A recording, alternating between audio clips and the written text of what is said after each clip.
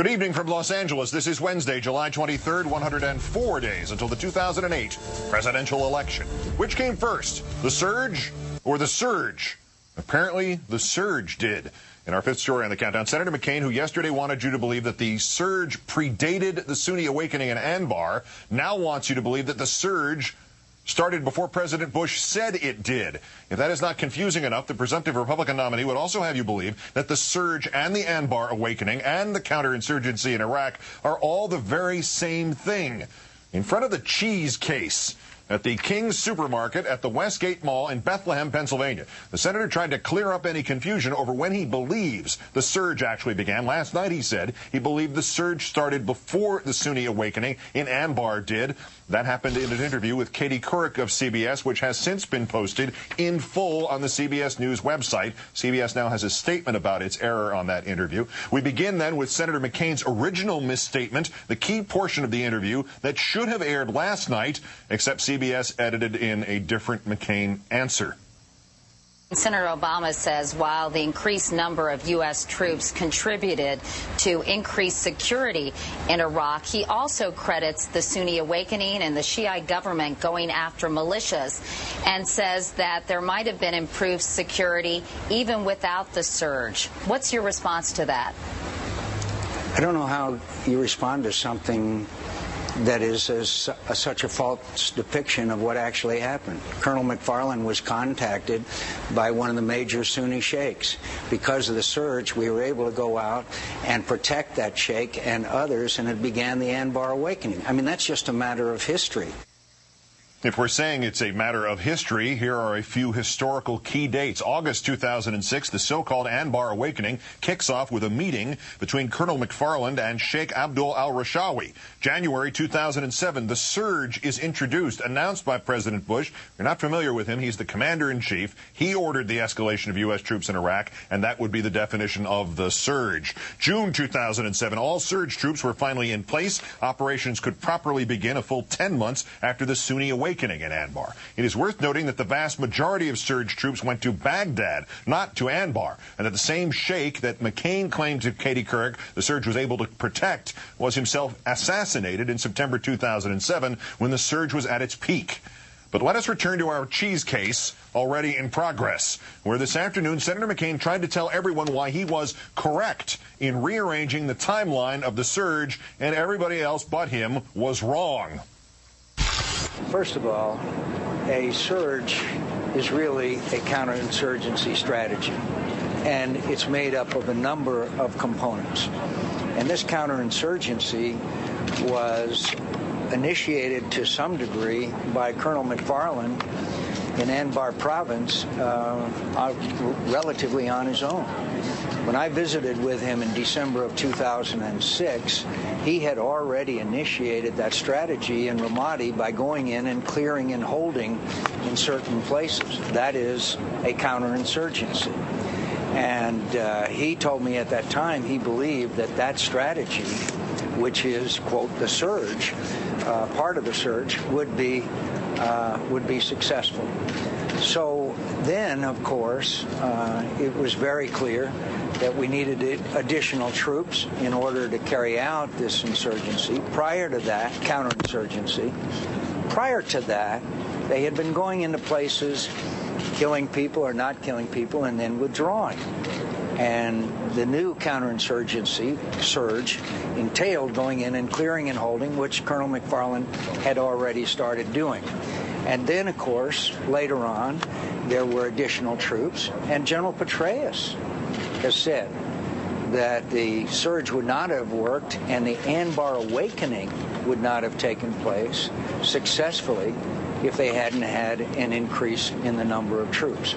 So I'm not sure, frankly, that people really understand that a surge is part of a counterinsurgency strategy, which means going in, clearing, holding, building a better life, providing services to the people, and then clearly a part of that, an important part of it, was additional troops to help ensure the safety of the sheikhs, to regain control of Ramadi, which was a very bloody fight, and then the surge continued to succeed in that counterinsurgency. So when you say surge, then you're not referring just to the one that President Bush initiated. You're saying it goes back several months before that. Yes, and again, because of my visits to Iraq, I was briefed by Colonel McFarland in December of 2006, where he outlined what was succeeding there in this counterinsurgency strategy, which we all know of now as the surge.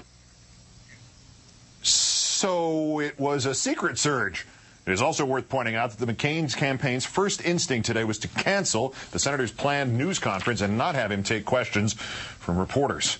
Time now to call in Christopher Hayes, Washington editor of The Nation magazine. Good evening, Chris. Hey, Keith. Did Senator McCain clear up any confusion, say, that you might have had about when he believes the surge began, or about what the surge even is, or if maybe he has this unique ability to see surges where nobody else can see them? You know, this is really remarkable, right? I mean, this is the central tentpole for, McCain's vision for Iraq, what he is running on. And yesterday, he betrayed the fact that he does not understand what it is, okay? They didn't choose the name The Surge because it sounded cool. They weren't naming a rock band, right? They chose The Surge because it referred to a surge or increase in troops, full stop. It is distinct from all the other things that happened in Iraq. And, it should be noted, most of the troops that went in on the surge went into Baghdad, not into Anbar, where the awakening happened, okay? So I don't know if he at this point is essentially just spinning, or he's lying, or he doesn't understand his own policy, but that was a completely nonsensical response. So Senator Surge, who is now Senator Secret Surge, to push back against criticism that he didn't know when the surge began, he manages to make this seem like he does not even understand what a surge is or what this surge was. How much monumentally worse did he just make this problem for himself today as opposed to what it merely was yesterday? Well, I think he made it worse, but in some senses it's going to depend on whether the press can do a good enough job of actually disaggregating the various things that have happened in Iraq that have been distinct from each other and explaining just what has happened. I mean, part of the problem is that the word surge has taken on this totemic power, that it's like this magical word that when invoked has made everything okay in Iraq. And that's simply not true. Iraq's a really complicated place in which a lot of really complicated things have happened over the past year or 8 months. And conservatives and the McCain and McCain campaign and the Bush White House want to sort of boil it all down to this one word, which is sort of easily digestible, even if that doesn't reflect what the reality is. Earlier in the day after they canceled that news conference, the McCain campaign released this statement about the mistake that Senator McCain made in the CBS interview. And quoting from the statement, Senator McCain is correct. As General Petraeus has made clear, the surge is the reason why the Anbar awakening was so successful in tearing up al-Qaeda. In hindsight, lying about what Senator McCain said, pretending the mistake never happened, that really does appear to have been the better option than the one they chose today. I agree. I think that was the way to go. I mean, the operative words, right, in the first quote is he says, because, right? He's attributing causality, and then he says that began the awakening. I mean, it's indisputable what he was saying. He was trying, and the point is that he was trying to do this not just for some random reason, right? It wasn't just some random bit of confusion. He is trying to claim credit for what someone else did. I mean, that's what's so sort of offensive about this, right? Colonel McFarland's out there in Anbar. He comes up with this tactic. He starts to employ it, and here's John McCain who wants to ride in on the campaign and basically retroactively put that under his campaign sticker. All right, and last point, Chris, and I mean this in all sincerity, and I believe I really would ask this same question were Senator McCain a Democrat, or were there some Democrat behaving like Senator McCain? Are there Republicans now worried that his campaign seems to be cracking up, that he may not be capable of even making it to the election in November? Well, I mean, I've heard worries from Republicans about John McCain ever since he got into the race and ever since he won the nomination.